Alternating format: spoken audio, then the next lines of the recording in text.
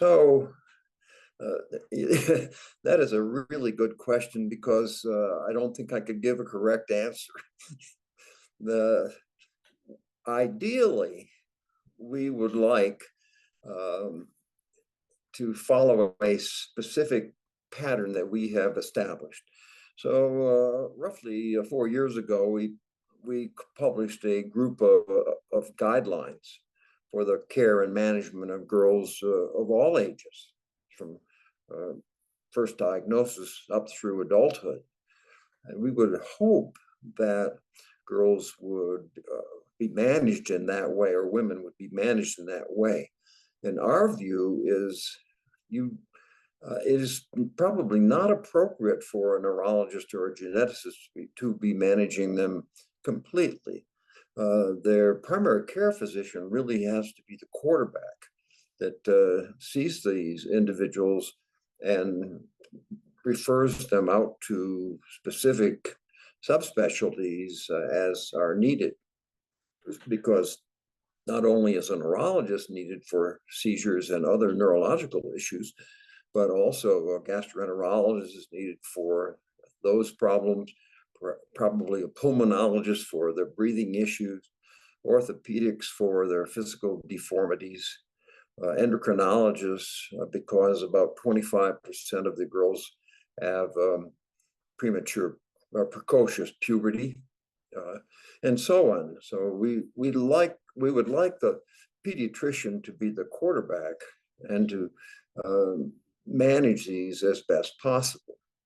And we think in the main, in the large centers, this probably happens. In the rural areas, we're not certain that is true.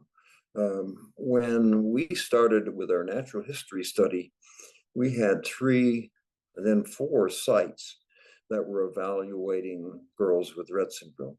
And those were Baylor, UAB, where I am, the Greenwood Genetics Center. You look at those, they're really in the south of the southeast. And the rest of the country wasn't covered. Eventually, or shortly thereafter, we added a clinic at Boston Children's Hospital, but still we didn't cover the rest of the country.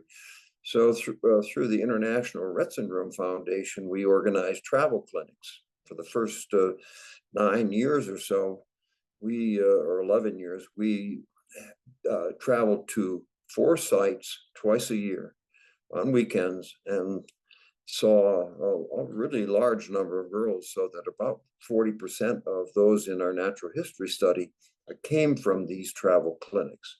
And that was through the support of the International Rett Syndrome Association at the time, now the International Rett Syndrome Foundation. Over the time of the natural history study, we developed centers of excellence. So now presently in the country, we have about 25 different centers of excellence, which is really quite good. We still have holes in the exposure. So the Pacific Northwest doesn't have really an active center of excellence. And there are some parts in the West that are less well covered than others. But still, the approaches in this country are much better than they were initially, so that most individuals have access to a center which is not too far from where they live. In general, I think in this country and in many other countries through Europe, Australia, the Far East, I think management has improved dramatically over the past 20 or 30 years, so that the girls that we see now are completely different from those seen then.